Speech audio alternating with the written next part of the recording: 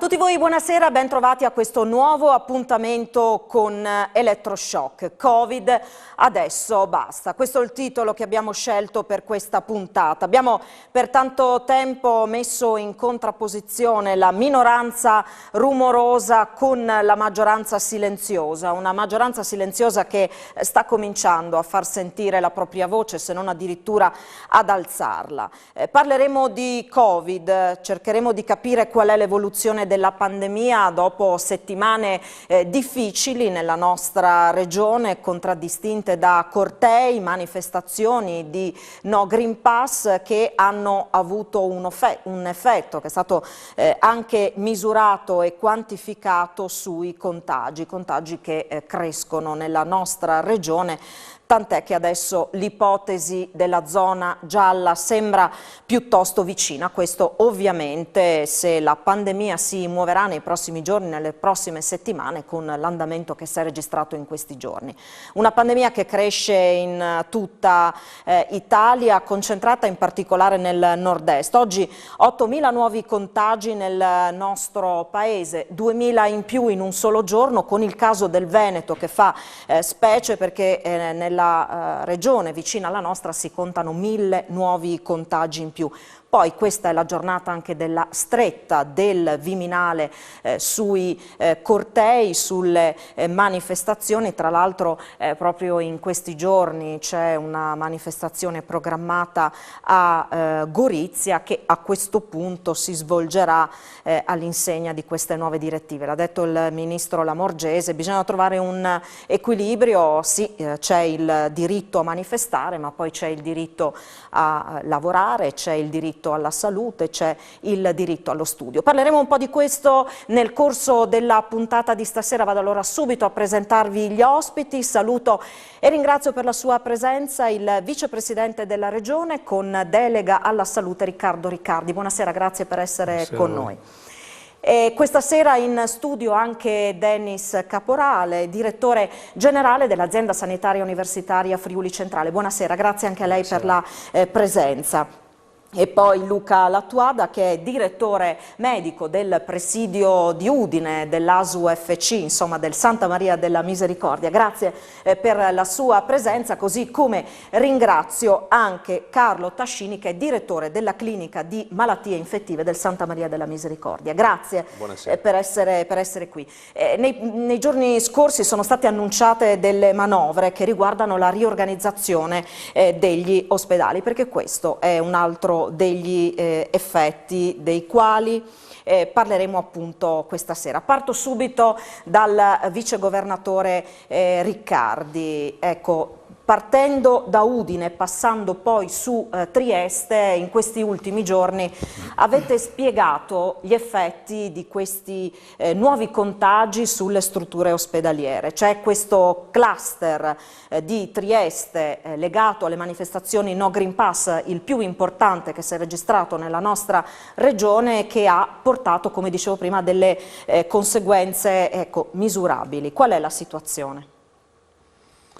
Purtroppo la situazione è una situazione che vede un contagio in netto rialzo e abbiamo imparato che il rialzo ha una tendenza che non si ferma, prosegue, si estende, si sposta, dove purtroppo le condizioni della mobilità, sicuramente con due paesi dove l'infezione è molto elevata, come l'Austria da una parte e la Slovenia dall'altra, l'area balcanica contribuisce a questo.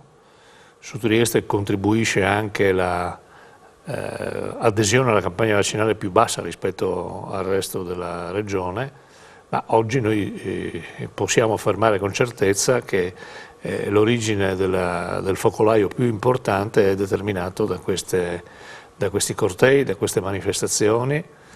Oggi noi contiamo contagi che hanno superato le 200 unità, contiamo 1 migliaio di persone che non ci dicono dove hanno preso il contagio, ci sono dei ricoveri ospedalieri di persone non vaccinate. Io credo che questo, io mi ritrovo molto nelle cose che ha detto il Presidente della Repubblica oggi. noi stiamo lavorando per contrastare il virus e c'è qualcuno che sta lavorando per contrastare gli strumenti che ci consentono di contrastare il virus. Questo è grave, questo non è soltanto un tema di sicurezza sanitaria, è un tema di responsabilità sociale. Quindi noi stiamo alla ribalta delle cronache di questo Paese. Trieste è diventato l'epicentro di questa contestazione. Io penso che se andiamo avanti in questo modo e questa gente non comincia a ragionare e a riflettere sul fatto che può continuare a manifestare le proprie opinioni, ma non in una condizione di tempesta perfetta. La tempesta perfetta è dove tu sei vicino ad altre persone, prevalentemente non vaccinato, urli e non hai la mascherina. Cioè sono tutte le cose che abbiamo imparato nel corso di questi anni che non devi fare. Quindi questa è irresponsabilità. Abbiamo appunto più volte parlato del caso Trieste, andando a vedere un po' quelli che sono i dati relativi all'incidenza nei 4 capoluoghi di regione, vediamo che poi da Trieste ci siamo spostati verso Gorizia e adesso mi pare che anche su Udine la situazione cominci un po' a peggiorare, così. Ma è inevitabile perché il contagio si sposta, l'avevo detto anche prima, abbiamo visto il caso del Veneto, questo corridoio che CDC definisce è stato il corridoio sostanzialmente dove c'è stato il centro dell'ultima parte della pandemia, dove il Friuli Venezia Giulia, il Veneto e l'Emilia Romagna erano particolarmente colpiti, perché il virus non ha un confine di regione, non ha un confine del paese, il virus si sposta, le persone si spostano e quindi le persone vanno protette e noi stiamo ancora a discutere dell'efficacia dell'adesione al vaccino, che oggi ha un'altra grande sfida davanti a noi, che è quella delle terze dosi, che noi dobbiamo fare e stiamo già facendo nei confronti dei sanitari, nei confronti degli ospiti delle strutture residenziali, e io saluto con piacere l'affermazione di pochi minuti fa del Ministro Speranza, il quale dice che da dicembre saremo autorizzati a procedere alla terza dose per gli over 40. Perché c'è un fenomeno in particolare in questa regione tra i 40 e i 60 che è un'adesione non in linea con il Paese, che sicuramente è un punto di debolezza del sistema. Come si diceva, gli effetti poi sugli ospedali, perché qui insomma in ballo c'è il diritto alla salute, come ha detto nei giorni scorsi Dennis Caporale, il diritto alla salute anche delle persone che si sono vaccinate, che magari da tempo aspettano di essere sottoposte ad un intervento e che quell'intervento non vitale, però insomma sicuramente migliorativo o peggiorativo se non viene fatto della qualità della vita, probabilmente slitterà ancora in avanti, perché l'effetto riguarda proprio l'attività ordinaria, le attività programmate nelle strutture sanitarie. Che cosa succede? Assolutamente così, nel senso che le aziende, Udine ma non solo Friuli Centrale, penso anche questo valga per le altre aziende, stanno cercando di recuperare attività pregresse che naturalmente sono state sospese durante i periodi di pandemia più forte, e quindi queste attività che devono essere recuperate si aggiungono all'attività ordinaria. Se dovessimo convertire naturalmente ancora posti letto per dedicarli al Covid, noi saremo costretti a ridurre l'attività ordinaria e quindi rallentare ancora sul recupero e naturalmente sulle nuove richieste di salute dei nostri cittadini. Una delle considerazioni che sono state fatte in questi giorni è che insomma, sappiamo che la battaglia contro questo virus è durissima, su alcune cose, su alcuni fronti non possiamo intervenire, su altri sì. Ci sono delle cose che avremmo potuto evitare e che invece insomma, non sono state evitate. Parlava prima il vicepresidente Riccardi di questa tempesta perfetta. Insomma, questo non ci serviva in questa fase. No, assolutamente, quindi naturalmente più alto il numero delle persone vaccinate e più bassa la probabilità che queste persone naturalmente si rechino in ospedale per problemi relativi al Covid. Ecco. Quindi io continuo a dire alle persone che possono vaccinarsi, vaccinatevi, perché fate naturalmente, lo fate per voi stessi ma lo fate anche per l'insieme della comunità. E allora andiamo a capire un po' più nel dettaglio che cosa succede negli ospedali. Vado da Luca Lattuada. Ecco, se dovesse indicarci, raccontarci di una decisione difficile che avete dovuto prendere in conseguenza di questa situazione, anche per far capire a chi ci sta seguendo da casa di cosa concretamente stiamo parlando, di quali sono gli effetti poi sugli ospedali di questa situazione. Ecco, qual è una decisione che ritiene particolarmente indicativa, significativa da questo punto di vista? Beh, noi siamo partiti riorganizzando il Santa Maria. L'evoluzione della malattia nel paziente ricoverato porta auspicabilmente e generalmente verso una guarigione più o meno lenta. Il problema è che per avere posti letto in ospedale i pazienti che sono in via di guarigione devono trovare un'altra collocazione.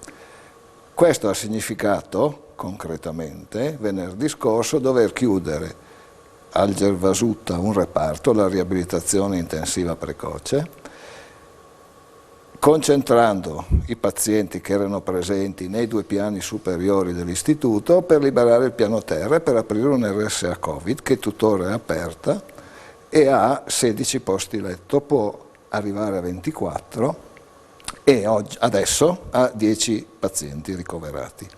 10 pazienti, gli ultimi 2 non li conosco, gli altri 8 sono ospiti dell'RSA, ma non perché sono malati di Covid, hanno altri problemi e sono risultati positivi. Quindi uno degli effetti da tenere presente nella riorganizzazione è che noi avremo sempre pazienti che arrivano in ospedale per un qualche motivo non necessariamente legato al Covid. E questo ad esempio ci ha portato al Santa Maria a sdoppiare le pneumologie. Adesso noi abbiamo una pneumologia per pazienti non Covid e una pneumologia per pazienti Covid. Quindi di fatto noi stiamo lavorando al Santa Maria in regime quasi di normalità, ma avendo perso 24 posti letto di riabilitazione al Gervasuta. E questo, insomma, lo sa bene poi chi di quel tipo di riabilitazione ha bisogno. Vado da Tascini per sentire anche, insomma, il suo punto di vista. Molto spesso ci sono dei pazienti che arrivano in ospedale attraverso il pronto soccorso, banalmente per un incidente, e poi si scopre, no, la positività al Covid. C'è anche questa situazione insomma, particolare da gestire, immagino anche per i sanitari che si trovano a dover intervenire, c'è sempre questo dubbio, no? Pensiamo alle persone che arrivano con un infarto, ad esempio, in ospedale. Una persona positiva non lo è quando insomma, bisogna intervenire con una certa velocità, con una certa urgenza.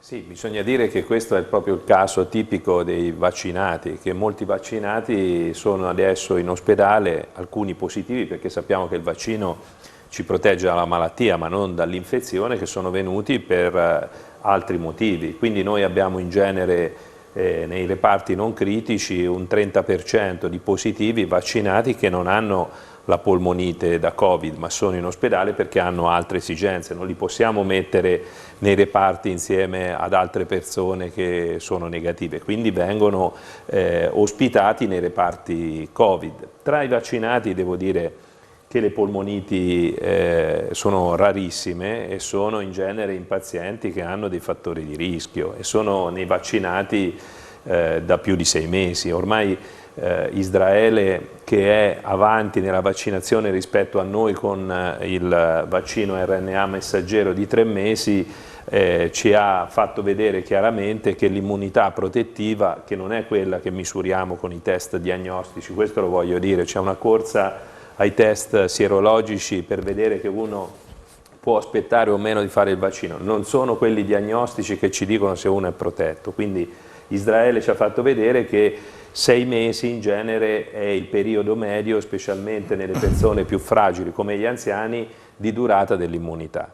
Quindi può succedere che ci sia una riduzione della protezione ed è per questo che è importantissimo nei pazienti più fragili e negli anziani fare la terza dose. Ripartiremo proprio da questo aspetto dopo la pubblicità. Le volevo chiedere una sottolineatura, perché una delle cose che si sente ripetere più spesso, una delle cose che sottolineano i no Green Pass, i no Vax, è proprio questa. Avete visto, hanno fatto il vaccino e comunque sono finiti ricoverati in ospedale. Questa è una delle osservazioni, no, delle considerazioni che sentiamo fare più spesso. Sì, ripeto, sono finiti in ospedale per altri motivi la maggior parte. In alcuni casi c'è anche delle polmoniti, ma sono rarissime. Se noi vediamo i numeri dei positivi e i numeri dei ricoverati di un anno fa, che sono simili, noi siamo ai ricoveri che sono un quinto, no? Quindi, e sono la maggior parte i positivi. Ma volevo dire, abbiamo fatto il vaccino per l'influenza tutti gli anni, è un virus RNA, perché sappiamo che i virus possono mutare e l'immunità può ridursi, e quindi l'abbiamo fatto proprio per proteggere i nostri anziani. Cioè è una scelta di protezione il vaccino, non è che non tutti i vaccini sono perfetti, sono migliorabili, questo è lo strumento che abbiamo al momento per bloccare la diffusione del virus. Ci fermiamo per la pubblicità, poi ripartiremo proprio dagli anziani. A tra poco.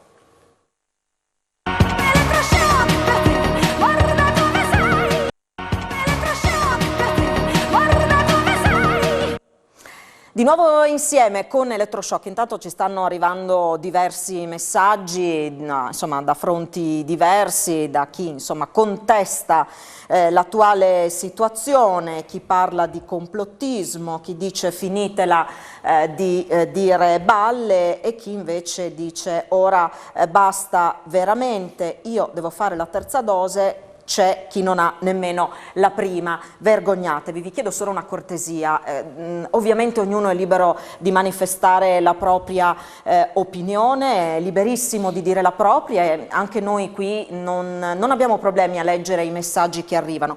Vi prego insomma però di utilizzare un linguaggio che sia consono, altrimenti questi messaggi, se sono pieni di insulti e di parolacce, sicuramente non li possiamo leggere. Se volete far sentire la vostra voce, fatelo in maniera educata. Si diceva degli anziani, delle persone anziane, insomma ci ricordiamo tutti di che cosa è successo in occasione della prima ondata nelle case di riposo. Ce lo ricordiamo bene, se lo ricordano sicuramente le tante famiglie che hanno vissuto dei luti pesantissimi, perché non essere neanche nelle condizioni di poter dire addio a un proprio caro sicuramente è insomma un dolore difficilissimo da gestire, difficilissimo da superare.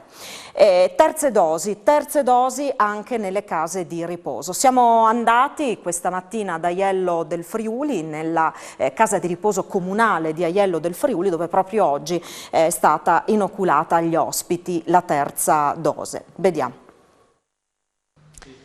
Con Emanuele Barbangelo, responsabile del servizio della casa di riposo comunale Casa Mafalda di Aiello del Friuli, facciamo il punto su come si procede con l'inoculazione della terza dose in questa casa di riposo.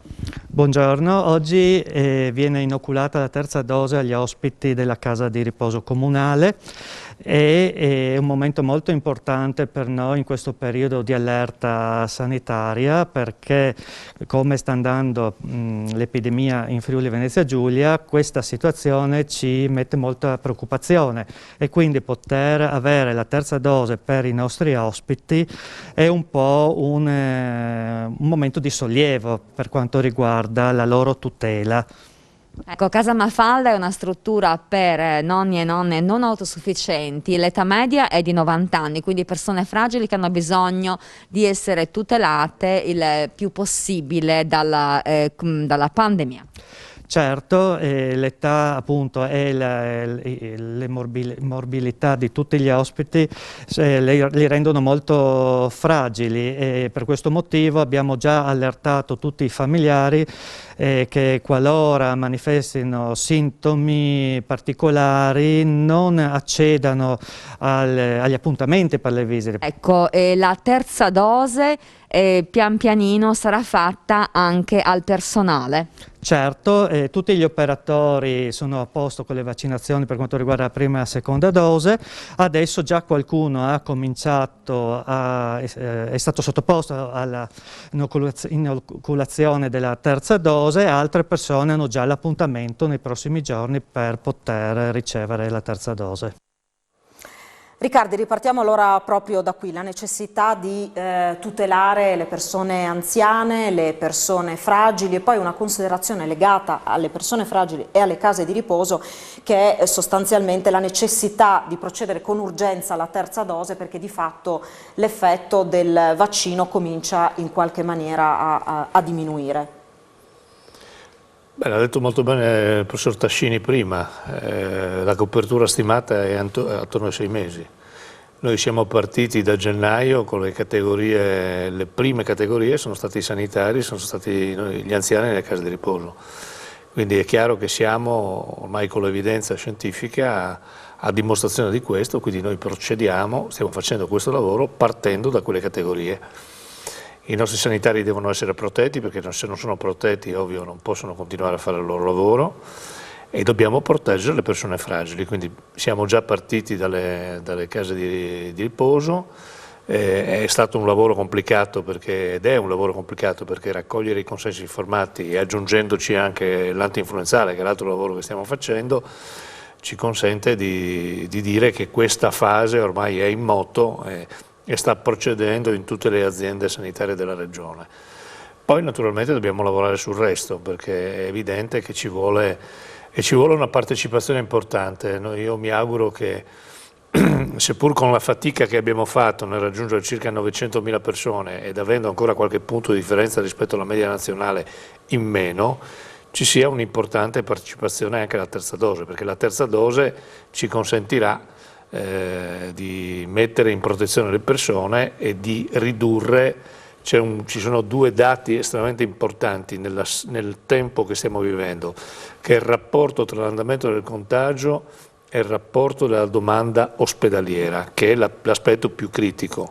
È chiaro che abbiamo un margine completamente diverso rispetto a quello che è accaduto nelle fasi quando il vaccino non c'era, e questa è la dimostrazione, è l'evidenza scientifica del fatto che tu, se sono passati dei mesi, potresti anche riprenderti l'infezione, ma quella infezione è un'infezione completamente diversa da quella che invece avresti, e io credo che un'altra riflessione dobbiamo fare, e sicuramente chi è qui con me la può fare tanto quanto e meglio di me, di quello che si vede delle persone non vaccinate che vanno all'interno dei nostri ospedali.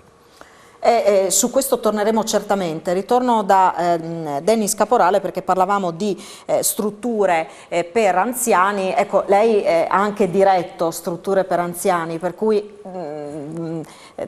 sottolineerei proprio questo, l'importanza della terza dose. Sappiamo che ci sono diverse problematiche, ci sono gli amministratori di sostegno che spesso non sono diciamo familiari degli ospiti delle strutture. Questo complica un po' la situazione, però ripeto, avendo ben presente quello che è successo nella prima ondata, abbiamo uno strumento a disposizione, è stato detto più volte, perfettibile, ma in questo momento l'arma che abbiamo è quella, ecco, utilizziamola. Assolutamente sì, noi abbiamo programmato le terze dosi per le strutture per anziani, nel momento in cui siamo stati autorizzati naturalmente a effettuare le terze dosi.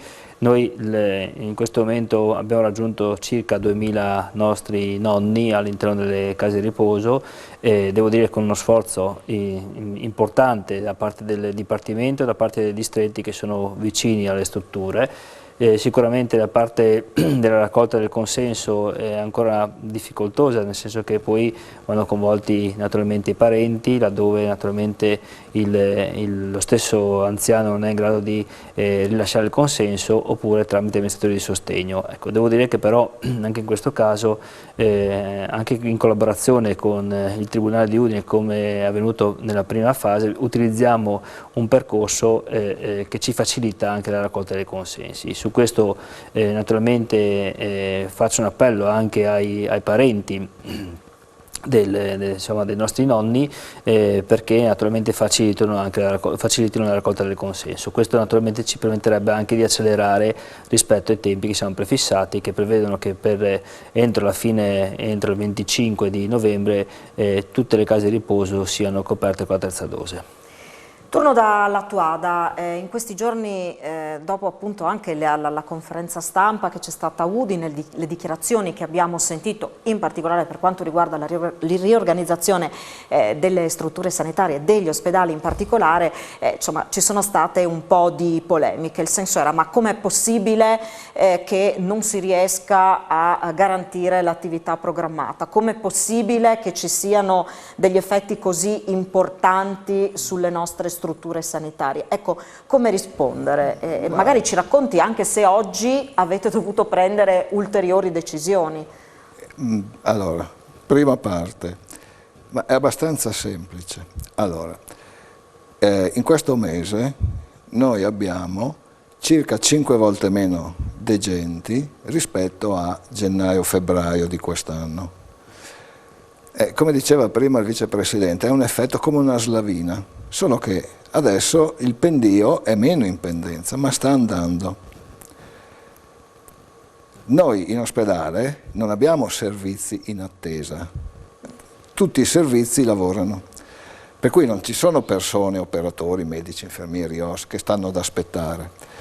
Se noi dovessimo aprire altri 9 posti letto di terapia intensiva, 9, 10, 8, insomma posti letto di terapia intensiva, avremmo bisogno per coprire il turno sulle 24 ore di 5 anestesisti, più gli infermieri, ma facciamo l'esempio degli anestesisti. Se 5 anestesisti lavorano in terapia intensiva non vanno in sala operatoria, quindi perdiamo 5 sedute operatorie al giorno. Siccome in una seduta operatoria di interventi grossetti, diciamo, ne facciamo mediamente 2, un po' di più, ma diciamo 2, noi perdiamo 10 interventi al giorno, moltiplicato per 5 giorni di una settimana in cui le sale operatorie lavorano a pieno regime, noi perdiamo 50 pazienti alla settimana e non riusciamo ad operarli. Quindi è molto semplice il conto, non è un aspetto difficile da capire. Dopodiché questo significa 50 pazienti, liste di attesa, malattie che progrediscono, che arrivano a uno stato più avanzato, che dovranno necessariamente richiedere più esami, più accertamenti quando la slavina si fermerà, ecco, diciamo così. E quindi purtroppo la situazione è esattamente questa e dovremo fare altre manovre, perché anche se dovessimo magicamente rallentare i contagi, gli effetti sullo stato di salute non si vedono dopo un'ora, si vedono dopo 10, 15, 20 giorni, quindi noi dobbiamo a prepararci ad affrontare un periodo difficile e andiamo verso l'inverno, che sicuramente non è una situazione rassicurante. Per adesso stiamo contenendo all'interno del Santa Maria tutti i ricoveri Covid dell'azienda della provincia di Udine per 530.000 abitanti, ma domani dovremo aprire altri letti. Adesso vado da Tascini perché c'è un altro aspetto sul quale lei in particolare si è soffermato, che è quello un po' della delegittimazione della scienza. Anche questo è stato un po' un gioco al massacro al quale abbiamo assistito. Partiamo da un presupposto, che sicuramente è lecito ed è legittimo avere dei dubbi. Dei dubbi li ho avuti anch'io, alcuni ancora li ho. Il problema è come cerco di risolvere quei dubbi, con chi ne parlo, dove cerco informazioni. Vado dal mio medico di medicina generale, se riguarda i miei figli mi confronto con un pediatra, con 2 pediatri, ho un professionista, un medico di fiducia, chiedo informazioni, cerco di risolvere i miei dubbi. Il problema è che oggi questo tipo di informazioni è più facile, probabilmente non più utile, reperirle sulla rete e quindi è un proliferare di link a YouTube che cominciano a girare nelle varie chat e spesso le risposte le si vanno a cercare lì. Sì, guardi, quello che devo dire è che noi stiamo affrontando da 20 mesi questo virus e le idee non ce le abbiamo chiare nemmeno noi, no? Io sono molto stupito di vedere persone che non hanno mai studiato le malattie infettive che hanno tante certezze. Cioè, la scienza è basata sul dubbio, quindi noi ogni giorno abbiamo di nuovo conoscenze e queste conoscenze sono basate sulla ricerca scientifica. Ora, adesso, quello che dico, non esiste la par condicio nella scienza, perché deriva da un percorso di conoscenza che è molto, molto complicato. Ora, io come malattie infettive non ho nessun conflitto di interesse con i vaccini, perché più funziona la prevenzione e meno malattie infettive ci sono, no? Però noi siamo stanchi di vedere le sofferenze delle persone dovute a questo virus, questo deve essere compreso. Io racconto l'aneddoto del fatto che la maggior parte di coloro che noi ricoveriamo non vaccinati sono spaventati dal vaccino, sono confusi, non sono convinti e quindi ci vorrebbe poco per spiegargli che le controindicazioni del vaccino RNA messaggero sono veramente poche. Non esistono trombosi, non esistono allergie a altri vaccini, bisogna convincere le persone che gli eventi avversi sono veramente pochi. Nelle pratiche quotidiane facciamo delle cose, sono molto più pericolose. Io vedo che molti cittadini sono tatuati, no? Ad esempio, anche l'inchiostro contiene dei metalli pesanti, eppure non vedo che nessuno che si straccia le vesti quotidianamente contro l'inchiostro che viene iniettato sotto cute come è un vaccino. Quindi è questo che voglio dire. Io ho convinto una signora a vaccinarsi, no? Perché aveva paura delle trombosi. Ecco, questo è uscito sul giornale, no? Ma ha stupito che sono andate le persone a chiedere a questa signora, che è una commerciante, e invece che venire a chiedere agli operatori sanitari e ai medici. Ecco, si possono fidare del sistema sanitario nazionale. Il sistema sanitario nazionale, quello regionale in particolare, è una risorsa incredibile. Poi qualcuno mi dice, va bene, ma ci sono dietro le case farmaceutiche, gli interessi, ma nel resto del mondo la sanità è a pagamento. Non è gratis come è da noi, è gratis anche il vaccino e tutte le cure, perché noi abbiamo questa risorsa che è il sistema sanitario. E su questo bisogna fare riflessione, perché noi oggi le persone muoiono nel mondo per AIDS perché non hanno i soldi per comprare le medicine, perché sono sotto brevetto. E di questo nessuno si è mai interessato, nessuno ha mai manifestato in piazza. Questo però è l'argomento vero. Il nostro sistema sanitario ce lo dà gratis la cura e nonostante questo non ci fidiamo.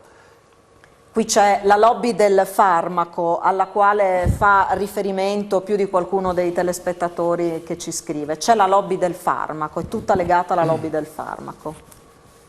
La chiede a me, lo sta chiedendo a me, perché se lo chiede a me, allora esistono gli enti regolatori sono indipendenti.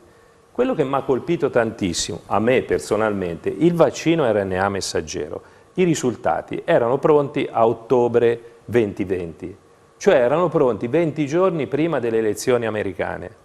L'FDA, che è l'ente americano, si è preso tutto il tempo per analizzare i dati.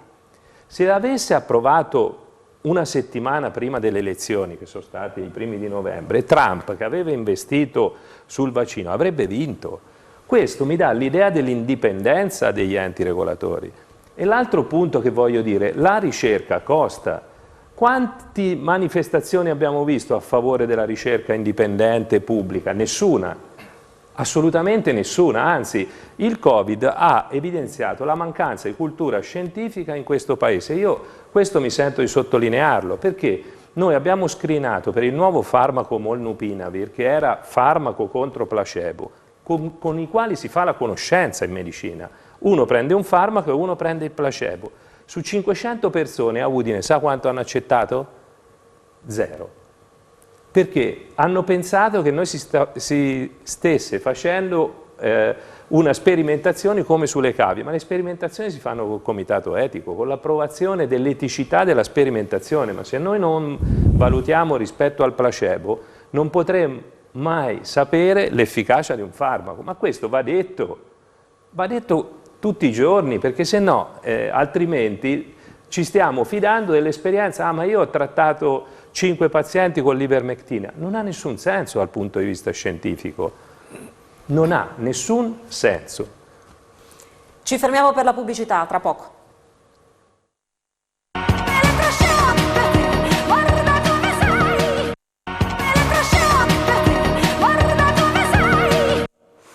Di nuovo insieme con Elettroshock, c'è chi evidentemente ci segue anche in streaming, ci arriva un messaggio da Parigi, Juliette e Giuseppe scrivono: vorremmo sapere se c'è stato contact tracing per i casi di Covid causati dalle manifestazioni anti-vax, loro le definiscono pro-Covid, di Trieste. In Francia è molto frequente.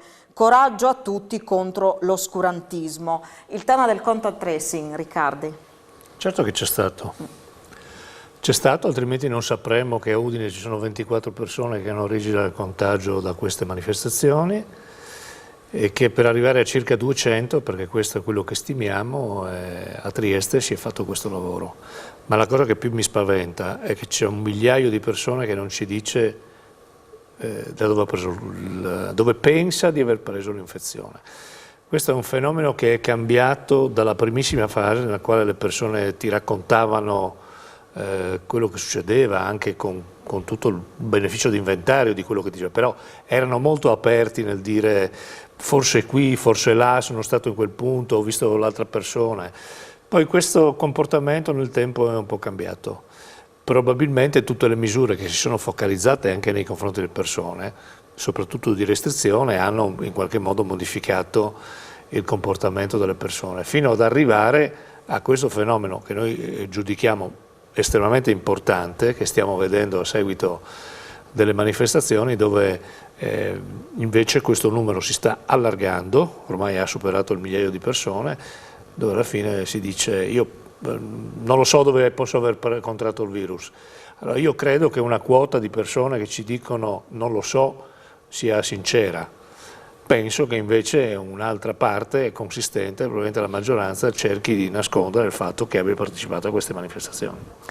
Poi si arriva a un certo punto in cui i numeri del contagio rendono molto difficile anche procedere, no, al tracciamento dei casi. Nella conferenza stampa è stato ricordato quanti operatori vengono coinvolti ed è stato sottolineato come anche la ricostruzione di un unico caso possa richiedere anche diverse ore di lavoro. Perché è importante il tracciamento e perché è importante essere sinceri nel raccontare con chi si è entrati in contatto, dove si ritiene di poter aver appunto contratto il virus. Il tracciamento è fondamentale, abbiamo visto il caso Remanzacco, no? Citiamo il caso Remanzacco che è il primo caso che abbiamo avuto, noi abbiamo contenuto quel focolaio di cui anche il direttore generale è stato purtroppo vittima e l'abbiamo ricostruito anche con un'esperienza importante studiata all'interno di questa azienda e del nostro sistema universitario, cioè siamo riusciti a contenerlo. La ricostruzione del docente che arrivava dal Piemonte, il collegamento tra i dipartimenti di prevenzione. Naturalmente tutto questo lavoro è un lavoro che è possibile nella misura in cui c'è una dimensione di contagio di un certo tipo. Nel momento in cui tu cominci ad avere migliaia e migliaia di contagi, questa è un'operazione praticamente impossibile, al di là delle competenze che tu puoi mettere a disposizione di questo fenomeno. Però la velocità e la capacità e quindi la conseguente informazione che le persone ti danno di quello che sta accadendo diventa preziosissimo per isolare poi alla fine con interventi di quarantena le persone che hanno avuto i contatti stretti. Caporale, il tema della scuola, perché adesso si comincia nuovamente a parlare di quarantene nelle classi, nelle scuole, di didattica a distanza e anche qui insomma il tema del tracciamento è importante. Com'è la situazione? Sì, adesso l'impegno sulle scuole da parte del Dipartimento è un impegno importante, quindi ci sono più professionisti dedicati al tracciamento in ambito scolastico e devo dire che il tracciamento nelle scuole porta dei numeri importanti, però è anche di facile tracciamento la situazione, nel senso che poi alla fine i contagi solitamente vengono circoscritti alla classe e quindi è lì che naturalmente ci si sofferma e quindi è anche facile individuare naturalmente i componenti di una classe, a differenza, come diceva prima anche il vicepresidente, di situazioni in cui poi insomma, non abbiamo la possibilità di ricostruire tutto quanto il tracciamento, appunto perché ci sono anche delle persone che in qualche maniera non dicono tutta la verità. Allora, su questo porrei anche un tema proprio importantissimo, che è quello appunto del dare delle indicazioni precise degli ultimi delle ultime azioni, degli ultimi percorsi fatti nei giorni precedenti alla positività, perché questo naturalmente facilita poi il contatto di persone e quindi la diffusione del virus. Quindi nel momento in cui si traccia con dovizia, quindi si traccia i contatti, si traccia i movimenti delle persone, sicuramente riusciamo a circoscrivere il virus in maniera diversa.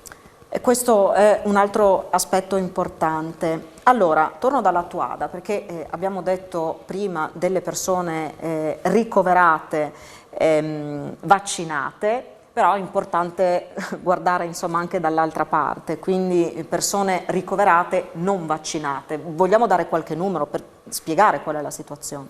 Beh, sono nelle condizioni più critiche, sono a carico di persone non vaccinate e anche di età mediamente inferiore rispetto agli altri ricoverati. Questo è evidente.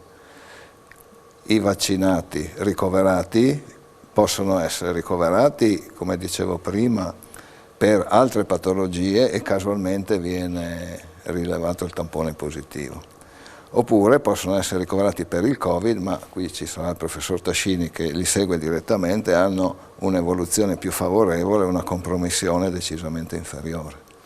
Avete raccontato in conferenza stampa, analizzando la situazione da settembre fino ai giorni scorsi, avete fatto un po' il punto della situazione, ci ha colpito il fatto, avete raccontato del paziente più piccolo, no? Risultato positivo al Covid, una bambina, se non ricordo male, di appena 2 mesi. Sì, l'hai vista tu? Voglio dire, dal punto di vista clinico non rappresenta un grosso problema, è un'infezione virale ed è protetta e qui c'è il discorso delle vaccinazioni in gravidanza, che anche quello non rappresenta assolutamente un problema e quindi il problema è che purtroppo l'infezione, i contagi stanno andando avanti e quindi noi abbiamo un rapporto più o meno tot positivi, tot ricoveri, ce li ritroviamo. No?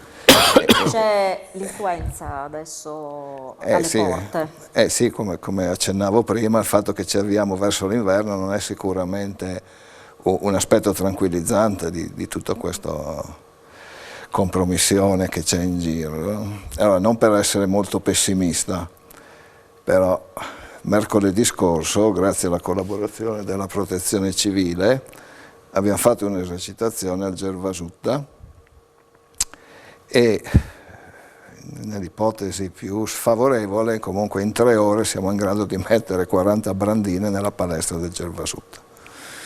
E abbiamo provato a vedere come si fa e ci si riesce. Allora, non succederà mai, ma è meglio averlo provato in anticipo. Tascini. Ripartirei insomma proprio da qui, che non è, perché poi si dice fate terrorismo, smettetela. Dov'è che finisce il realismo e comincia il terrorismo?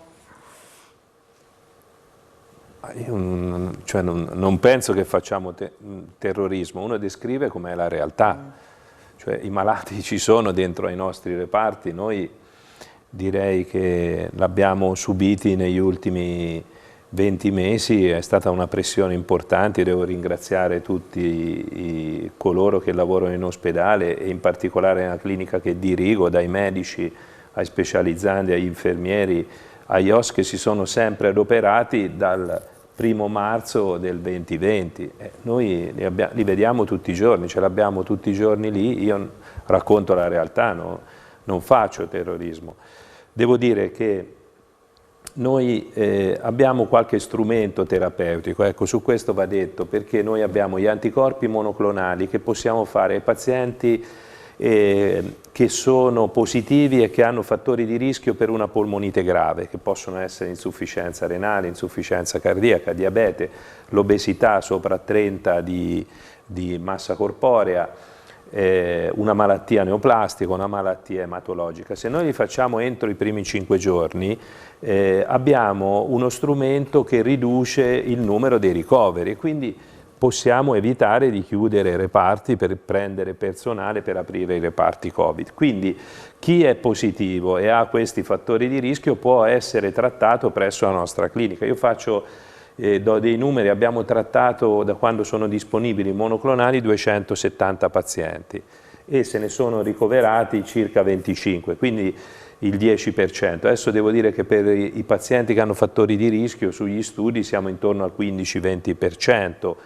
nel braccio del placebo, quindi vuol dire che stiamo riducendo il numero dei ricoveri e di questi ne sono deceduti 2, quindi siamo sotto il 2%. No? Noi in questa regione abbiamo un case fatality rate nel Covid di 3,4, quindi è uno strumento che va detto ai cittadini che è possibile, quindi anche nascondersi se uno ha un fattore di rischio oppure far presente alla clinica malattie infettive, noi contattiamo i medici di famiglia per questo, però abbiamo un sistema di alert abbastanza funzionante, però lo ribadisco che abbiamo anche questo tipo di terapia, quindi nascondersi non ha nessun senso, no? E quindi è meglio far rilevare l'infezione perché qualcosa abbiamo, anche se gli strumenti ancora sono imperfetti, ma sono a disposizione. E anche questo era importante sottolinearlo. Una pausa per la pubblicità, tra poco.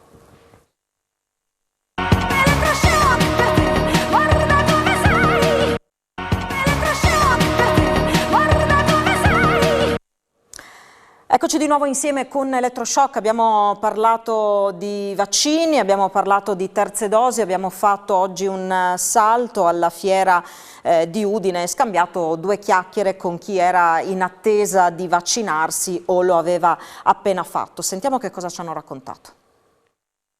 Eccoci al centro vaccinale di Martignacco, c'è chi sta attendendo l'apertura dei cancelli per la seconda dose in questo caso. Esatto, sì, esatto. Ok, tranquillo per questa seconda dose? Sì, sì. Speriamo che si risolve tutto. E come mai così tardi avete atteso? Sì, per me io non voglio fare neanche la prima, però mi hanno costretto per farla perché lavoro deve quella cosa, no? Le cose dentro il mio corpo. Sono sano, grazie a Dio. Accompagno mia figlia. E non è contro, diciamo, non si sente di... No, io ho già fatto, sono già l'ha già fatto, ha già fatto. vaccinata io, sì. Allora accompagna la figlia oggi. Sì. È contenta che sua figlia faccia il vaccino? Certo. Con la signora sta attendendo per fare la terza dose, una delle prime che può fare la terza dose. Come si sente? Benissimo, ho 81 anni, sto benissimo. Ecco, sta anche tentando di convincere qualcuno che non vuole fare il vaccino. Ma di convincere questo ragazzo? Niente da fare, sono convinta e c'ho anche 2 figli, è una cosa folle. Conosce persone che non si sono vaccinate? Io non frequento nessuno perché ho una paura, guardi, io sono stata 2 anni senza vedere mio figlio e miei nipoti finché non si sono vaccinati. Perché ho paura, vivo anche da sola, però io ho sempre fatto i vaccini. Pensi che mi scadeva il 3 ai 6 mesi, siamo al 9, io sono già qua. La saluto, arrivederci. Riccardi, allora c'è appunto chi non aspetta le scadenze e questa tra l'altro è una domanda che ci ponevano le persone appunto che vogliono fare la terza dose, chiedono come regolarsi, guardare la data di scadenza, quindi la data della seconda dose. Qualcuno diceva ma ci chiameranno per il richiamo, dobbiamo prenotarci noi. Spieghiamo un attimino. Il meccanismo è quello cioè il vaccino non è un obbligo, non lo è stato nella prima e seconda dose, non lo è nella terza. E quindi è chiaro che il cittadino utilizzerà gli stessi canali che ha potuto utilizzare per la prima e seconda dose, dovrà avere una distanza di 6 mesi dalla somministrazione della seconda dose e dal 1° dicembre, secondo quello che ha comunicato il Ministro della Salute Speranza questa sera, sarà possibile per gli over 40 poterla prenotare utilizzando i canali tradizionali che le aziende sanitarie mettono a disposizione. Quindi questo è un lavoro importante, questo è un altro obiettivo importante che noi dobbiamo raggiungere, perché stiamo vedendo che superati i 6 mesi, come si diceva prima, non blocca l'infezione il vaccino, blocca la malattia. Quindi è evidente che Questo è un lavoro altrettanto importante di tutto quello che abbiamo fatto, quindi la terza dose è un'altra scelta importante che tutti quanti coloro che hanno deciso di vaccinarsi devono fare. Io mi auguro che non ci sia la timidezza dei primi momenti che in qualche modo abbiamo registrato e tutti quanti a 6 mesi di distanza nelle categorie che sono ammesse vadano a farsi la terza dose di vaccino, perché questo ci consentirà di essere più sicuri. Allora, arrivano diversi messaggi di persone che segnalano situazioni insomma, particolari e chiedono indicazioni su come comportarsi per la terza dose. Il medico di famiglia può essere il giusto riferimento, la persona con la quale confrontarsi, alla quale chiedere indicazioni? Guardi, io ho imparato che il cittadino deve andare dal medico di cui si fida, quindi sia lo specialista sia il medico di medicina generale. Chi riesce a costruire un rapporto di fiducia. Il professor Tascini passava la storia per aver convinto la signora Fruzzivendola, ma perché? Perché alla fine si è messo a spiegare le cose ed è riuscito a convincerla, l'ha rassicurata. Io penso che ci sia una quota importante di coloro che non hanno scelto di vaccinarsi e che sono vittime di quel conflitto inguardabile, quel conflitto mediatico inguardabile al quale abbiamo assistito nel corso di questi mesi. Quindi il nostro lavoro di tutti quanti noi è quello di rassicurare le persone, di convincere, ma non perché questa è la nostra opinione, perché i dati e l'evidenza scientifica ci dà questo tipo di risposte. Vi leggo questo messaggio. Raccontate a tutti che gli infermieri sono stremati, lavoriamo in Covid da 2 anni e ora siamo qui a curare i non vaccinati. Anche noi vorremmo andare in piazza per la nostra libertà, ma non abbiamo tempo, dobbiamo lavorare per curare chi non ci rispetta. Abbiamo anche famiglie che siamo costretti a trascurare. Hanno perfettamente ragione e noi a tutti questi professionisti dobbiamo dire grazie. Dobbiamo dire grazie perché non hanno mai mollato, continuano in maniera molto seria e con la grande passione a fare questo tipo di lavoro e questo è una parte di quella maggioranza silenziosa che sicuramente non con i metodi che abbiamo visto in mezzo alle piazze, che deve cominciare ad alzare la voce. Perché in questa regione noi siamo 1.200.000 abitanti. Le persone che non potevano vaccinarsi al di sotto dei 12 anni sono circa 100.000. Hanno aderito alla campagna vaccinale 900.000 persone, quindi c'è una differenza di 200.000 persone che hanno deciso di non vaccinarsi, di cui una quota non può vaccinarsi per le proprie ragioni di salute. Ecco, io penso che quella maggioranza silenziosa non è che sia stata così entusiasta di vaccinarsi, ma l'ha fatto per una responsabilità che riguarda loro, le loro famiglie e le persone con le quali si trovano a vivere. Ecco, io penso che questa maggioranza silenziosa debba cominciare ad alzare la voce in maniera equilibrata, responsabile, ma dire che non ci sono soltanto quelli che vanno in piazza a fare le cose che abbiamo visto. Io oggi ho sentito Puzzer dire al Presidente della Repubblica che lui deve spiegare cos'è questo virus. Io penso che tutti quanti noi dobbiamo cominciare a restare al nostro posto. Avete in sovraimpressione un titolo, Covid, ora basta. Io aggiungerei, siamo ancora in guerra per colpa non del nemico che non conoscevamo a marzo 2020, ma per un nuovo nemico che si è sviluppato con l'ignoranza di certi. È un paese, il mondo intero non può essere tenuto in pugno da una minoranza, si passi con gli incoscienti a misure chiare e forti. Chi ce lo scrive? Ce lo scrive Dario Angeli, che si firma come Covid 2020, Dare Manzacco, l'ex sindaco, vero Caporale, che insomma col Covid se l'è vista brutta. Beh, io ho vissuto direttamente emozioni importantissime e naturalmente me le ricordo come se fosse oggi. Erano i primi di marzo 2020 quando Dario Angeli mi telefonò perché stava andando giù in ambulanza in clinica da Tascini. Adesso naturalmente ricordare quel percorso significa anche ricordare anche la mia malattia, che naturalmente ha avuto un trascorso completamente diverso, però devo dire che insomma, quel diario lo tengo a casa con tutti i passaggi della malattia mia, anche di Dario, e devo dire che insomma, qualcuno dovrebbe leggerlo per capire che cosa si prova in quel momento quando si viene trasportati presso l'ospedale, qualunque sia, quello di Palmanova, quello di Udine o quello di San Daniele e quello di Gemona, che sono stati dedicati naturalmente al Covid, e si viene poi messi sotto una maschera e c'è la difficoltà di respirare. Questo forse non tutti lo capiscono, forse però sicuramente sono immagini che qualcuno dovrebbe provare, nel senso non provare direttamente perché non si augura mai questa cosa, però ad immaginare, così come naturalmente tanti cittadini naturalmente l'hanno provato sulla propria pelle. Quelli erano tempi in cui chi saliva in ambulanza aveva tantissima paura, e la prima paura era quella di non tornare più a casa, e chi restava a casa e vedeva un proprio caro salire in ambulanza aveva il terrore di non rivederlo più. E proprio Dario Angeli dall'ospedale si collegò con noi qui a Telefriuli per lanciare un messaggio a chi ancora non prestava attenzione, non si rendeva conto del nemico con il quale ci stavamo confrontando, proprio per dire questo è quello che succede, raccontando appunto la propria esperienza proprio per mettere in guardia gli altri. Faccio un ultimo passaggio con la tua detta Tascini.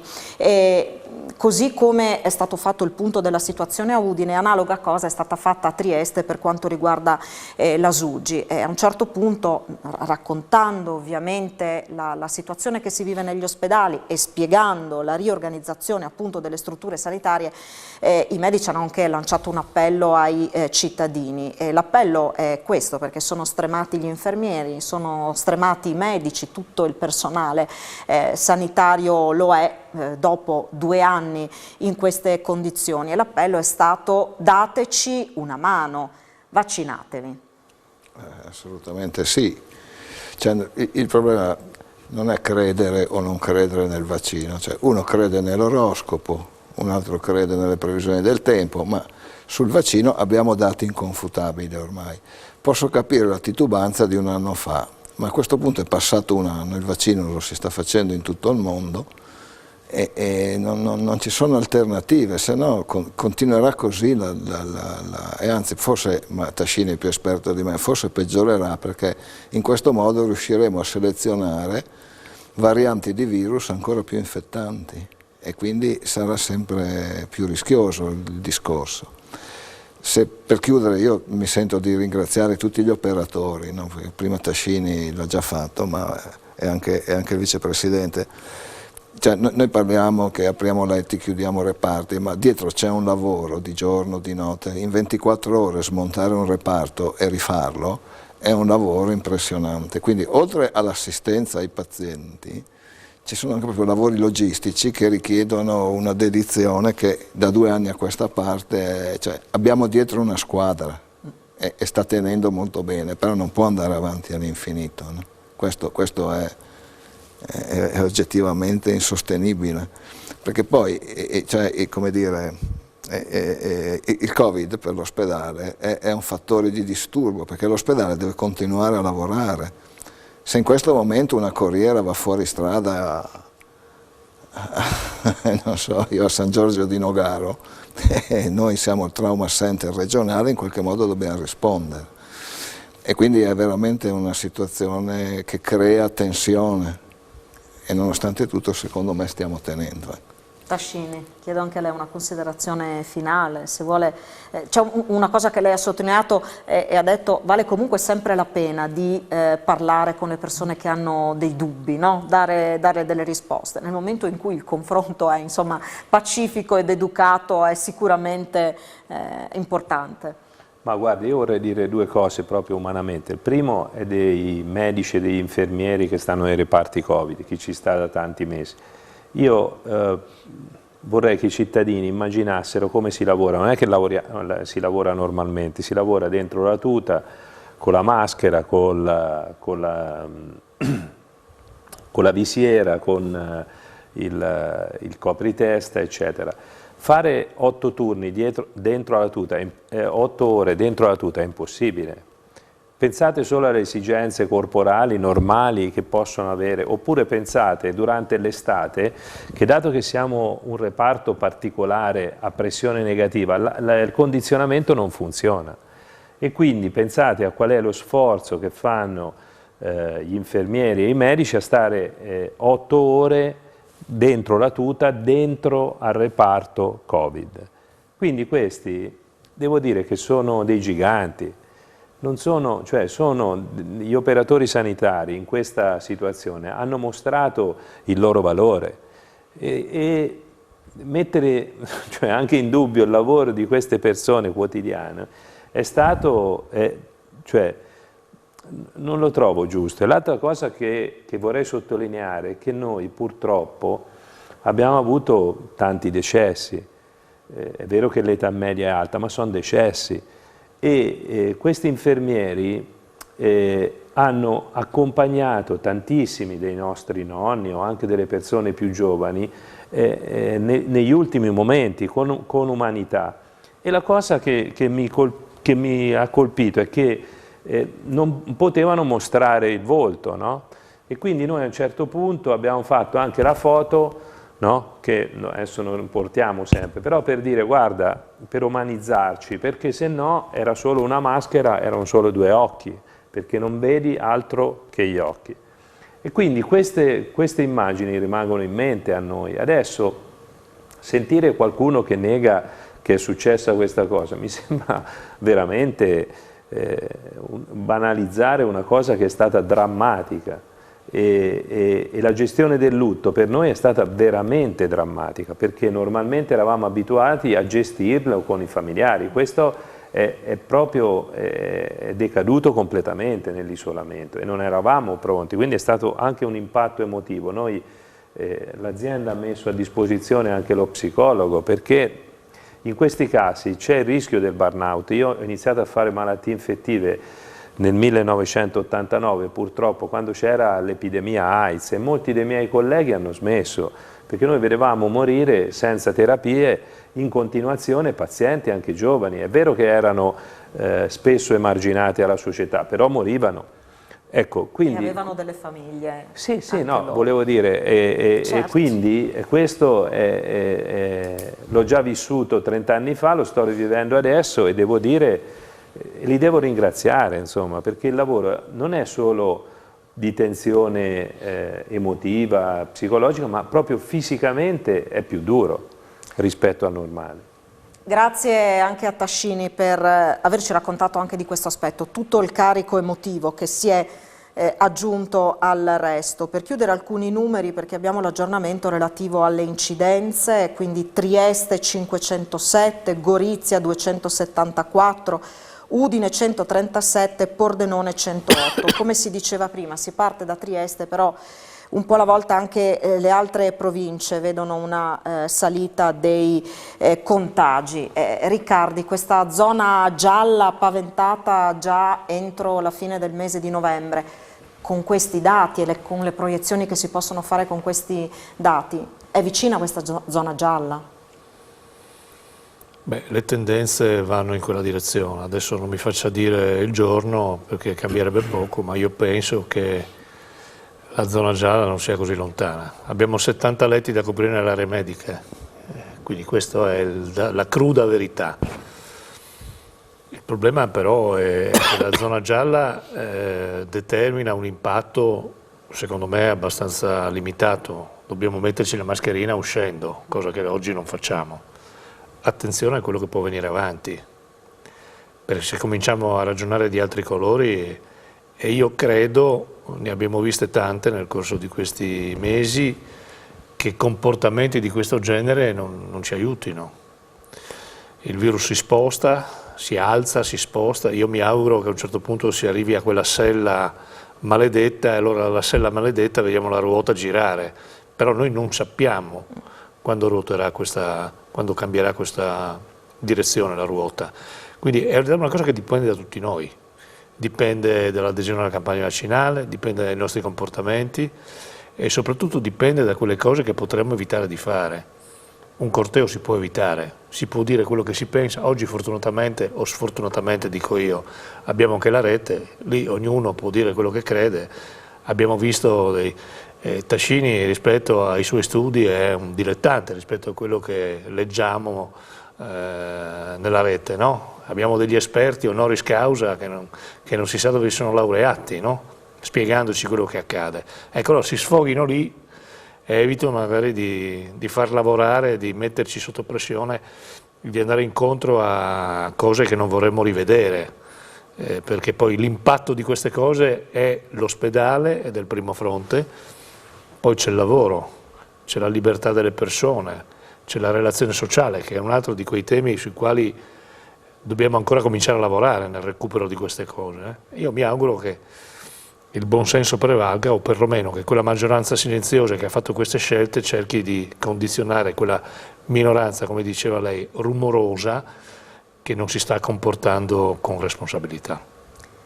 Prima di chiudere, 2 ultimissimi messaggi. Qualcuno dice ricordate anche gli OSS. Sì, abbiamo detto tutti, certo, davvero tutti quelli che hanno lavorato e che continuano a lavorare all'interno dell'ospedale. Naturalmente, certamente ricordiamo anche gli OSS. E poi per finire questo messaggio, non si firma la persona che l'ha scritto, ma insomma fa i complimenti a tutti gli ospiti di questa sera, e poi aggiunge complimenti anche alla dottoressa Regattin, che la sua quarantena l'ha vissuta in ospedale per poter gestire l'emergenza Covid.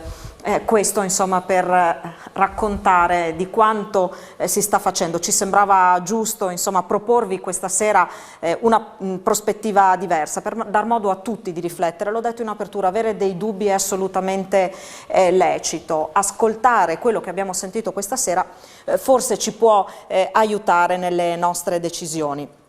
Per cui un ringraziamento a tutti gli ospiti di questa sera per essere stati con noi, un ringraziamento a tutti, davvero tutti coloro che continuano con tutte queste difficoltà a lavorare negli ospedali, quindi insomma grazie di cuore.